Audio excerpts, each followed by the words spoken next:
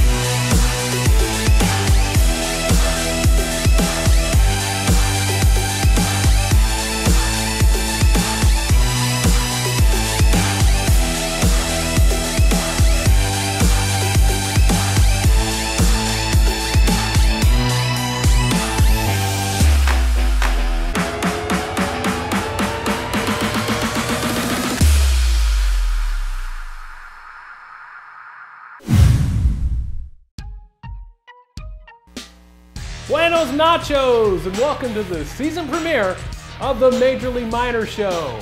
Our 4th season. Can you believe it? We made it 4 seasons. Anyway, this is the only show like it in America, and it's not hosted by a left wing or right wing wacko or some fake news corporation. No, I am your host. Like us on Facebook, Instagram, and our YouTube channel at Major League Minor Show. Now this year we're going to cover 2 leagues, the PAFA, or the Premier Amateur Football Association, and of course the MPFL, or the Minor Professional Football League. Let's talk about the PAFA first. The PAFA was created by 2 leagues that decided to merge. The Central Football League, that was in existence since 2005 up until last year, and the Extreme Football League. That was an up-and-coming league that had some really great potential. At the end of the year last year, they decided to go ahead and bring all that talent and put it into one. And they created the PAFA. 8 teams in the league that are really great teams that are stacked and solid and ready to go. This is the most competition that this area has ever seen. Now, switching gears, we're going to talk about the MPFL for a moment. The MPFL has been around for quite a while and has 19 teams spanning all over Texas and parts of New Mexico. A widespread area with some great talent, some amazing players, and going to be some marquee matchups this year. So, right after this, we're going to talk about the PAFA, some of the matchups, some of the predictions, the rankings, and everything that goes along with it right after this. Light them up again, baby.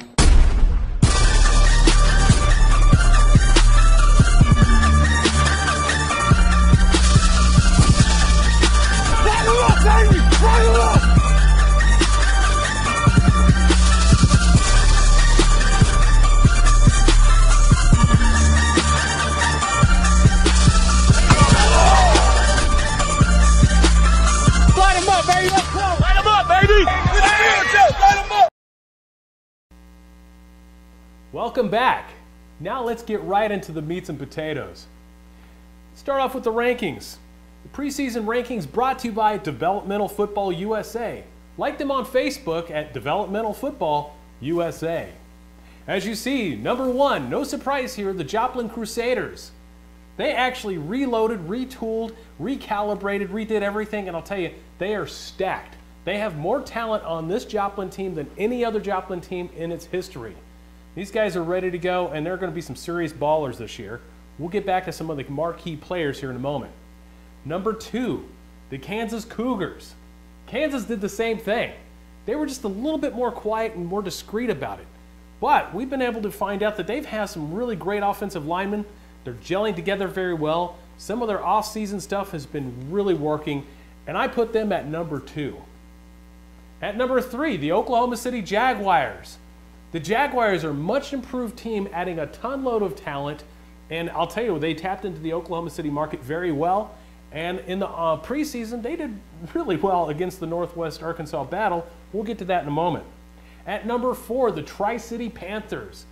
Last year's CFL team have lost a few players, but I think they're going to be really good and competitive. And honestly, the top 5, it's a crapshoot, except for maybe Joplin, but it's going to be a really tight one. Speaking of number 5, the Northwest Arkansas Battle. This is a rebuilding year for them. They lost quite a few defensive players and are looking to try to fill some gaps. I think they're going to be competitive still, but they could be in one of those 500 series matches this year. At number 6, the Enid Enforcers. The Enid Enforcers are a subject of another super team forming in Oklahoma City. It took some of their talent, but they still have their core nucleus, and they can make a run for the championship. We'll just have to see if that depth will carry along. The OKC Bulls. The Bulls are a team that reformed. They used to be the Yukon Bobcats last year in the XFL, had new ownership this year, took a familiar name from 2 years ago, and decided to form the Oklahoma City Bulls.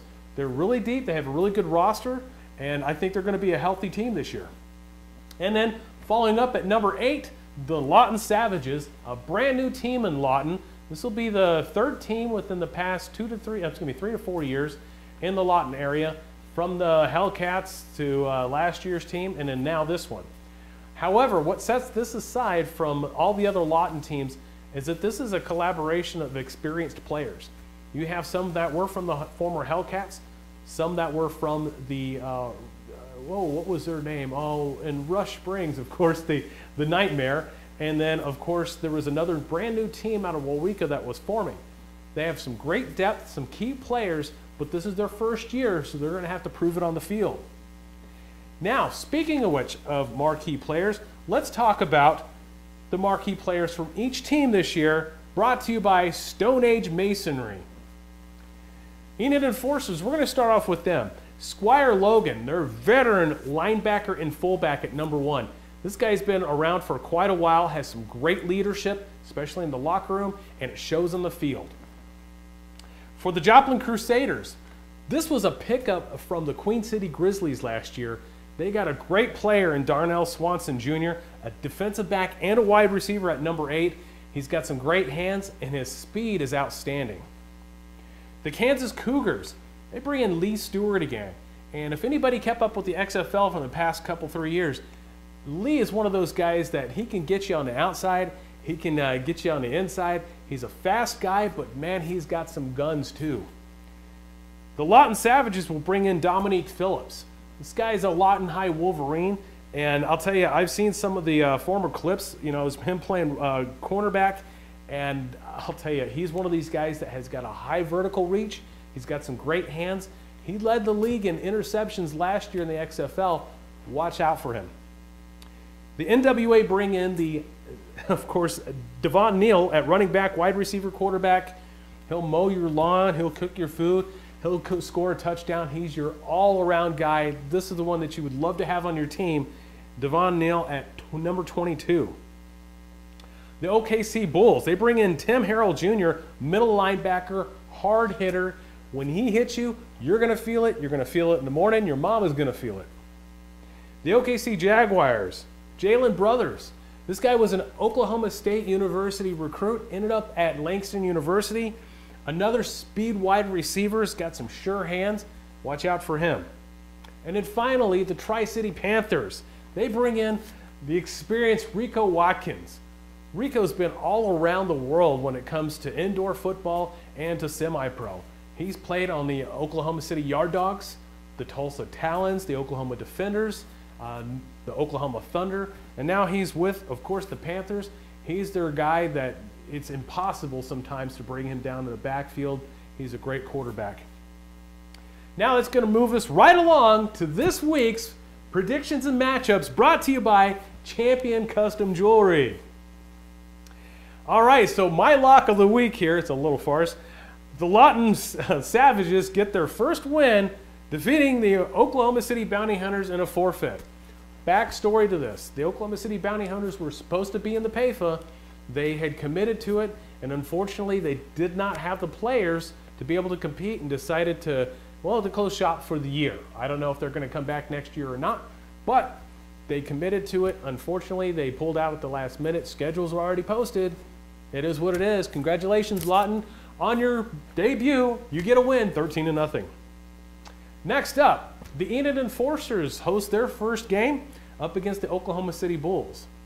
I think this is really too tight for me to really calibrate too much because, well, the Bulls were a lot alike, of course, the UConn Bobcats. And the Bobcats, they had some great things clicking. They need a little bit more time, and I think they're going to get it, honestly, this year. Of course, the Bulls, Enforcers, 17-14. It's a crapshoot. We'll see. Another great game coming up here. This is a game that we've all been waiting for and hoping for, and here it is. In week 1, the Tri-City Panthers are hosting the Oklahoma City Jaguars, and I think this one's going to be a tight game, 21-17 Panthers. Now, my game of the week. This one is a long, storied battle between the Joplin Crusaders and the Kansas Cougars. They were up against each other in the Central Football League several years back. Now they're back again at it with the PAFA. And I think the Joplin Crusaders have just got too much talent. On the flip side, if anybody's going to beat the Crusaders this year, it's going to be the Cougars. But I think this one's going to be a 28-21 victory for the Crusaders. Right when we come back, we're going to talk about the MPFL and talk a little bit about the MPFL Commissioner, JC, right after this.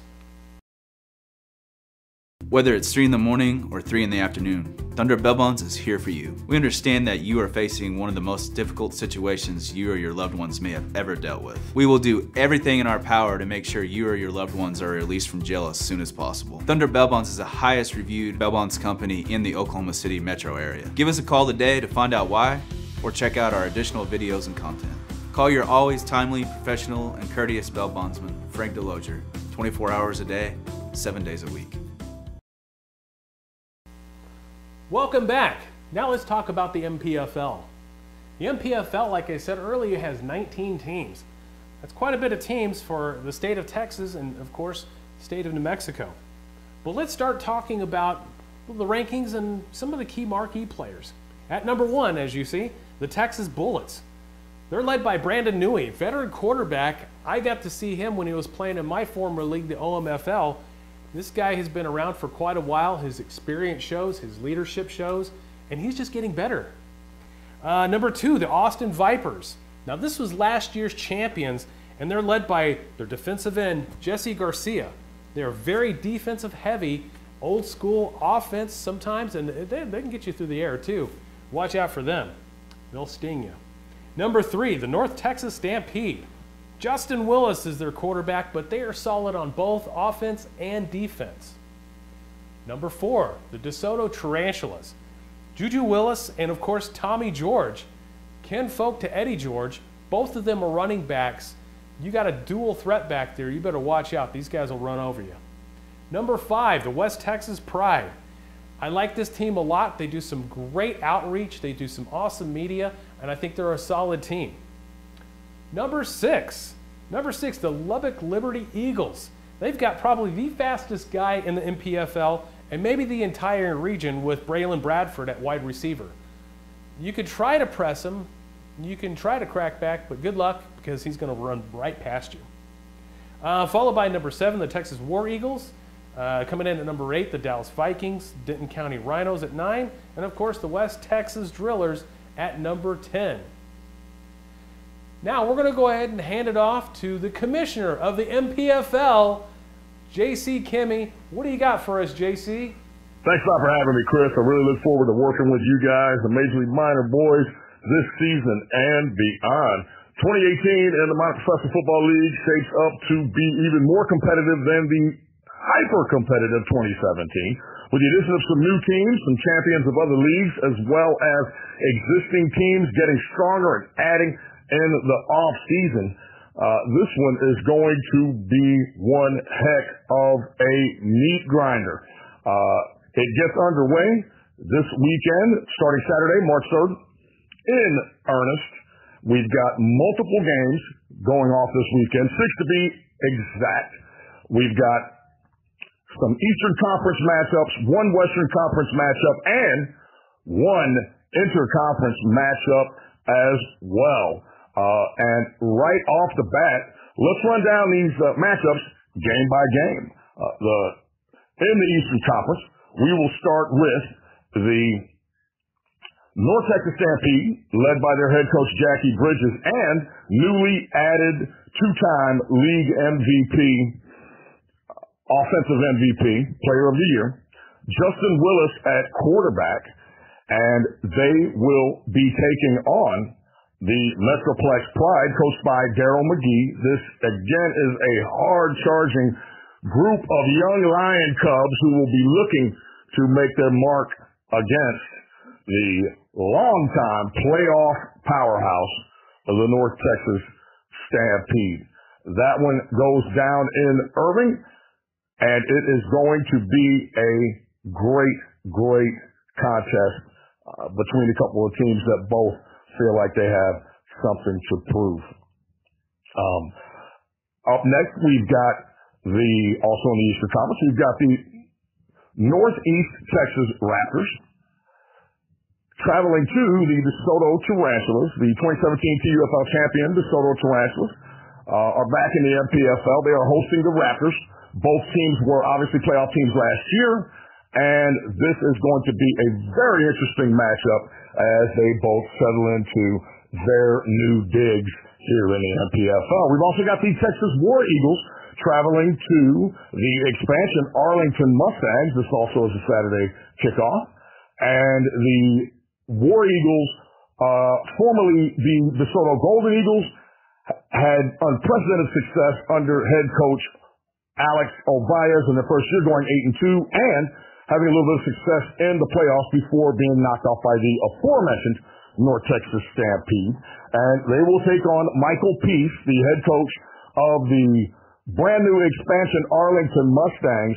And Coach Peace has done a fantastic job of keeping his guys focused and staying out of the normal traps and so forth and distractions that players and coaches at our level have a tendency to encounter. Again, we will find out a lot about the expansion Arlington Mustangs in their very first game. And so, again, lots of questions looking to be answered. In addition to those three slates that we have, we've also got the doubleheader down in Killeen, Texas at KLSS Stadium. First kick is 4 p.m. and the first game of that, a charity game to benefit Alzheimer's, by the way. Alzheimer's research. Many of us know or know people that have been affected by those with Alzheimer's, and the proceeds from this game will go to benefit Alzheimer's research. The first game of that doubleheader features the MPFL runner-up in 2017, the Denton County Rhinos, led by a brand new head coach.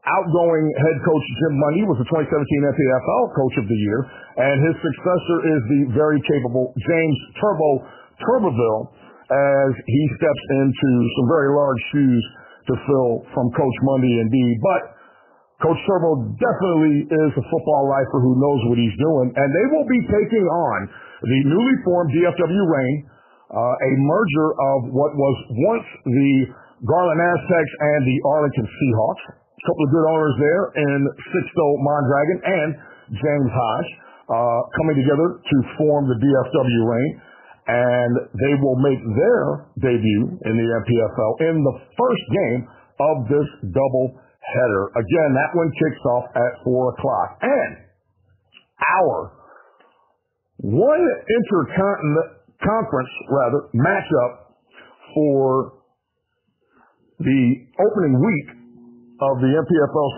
2018 season is a doozy.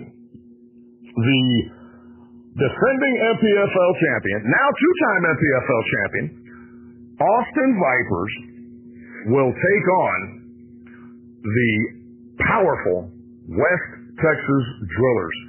Again, this looks to be a physical game in the nightcap of the doubleheader, as these two teams really play physical football, a couple of great defenses, and Some offenses that look to be improving. I'm hearing some good things out of both of those camps. That is going to be absolutely a fantastic must-see game. Come on out, KLSS Stadium. $10 gets you into both games. Kids under 10 get in free. It is to benefit Alzheimer's Research. Of course, all military ID personnel get in free as well. And that may be a player with Fort Hood right up the street from Killeen. And so we anticipate a decent crowd for that one. Here that the weather is great, the ground is dry, and there is no rain in the forecast for that one. So make sure if you're in that Central Texas area, come on out, see some MPFL football. Final game is another dilly as the second-year West Texas Lions from out of El Paso make the trip all the way to Midland to take on the other team in Midland, that being the West Texas Pride.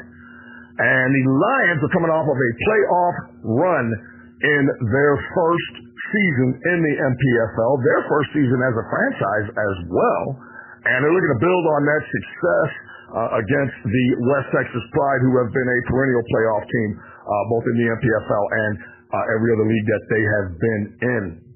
This one is going to be extremely interesting, and again, it is West Texas, so I am certain it's going to be a very, very physical contest.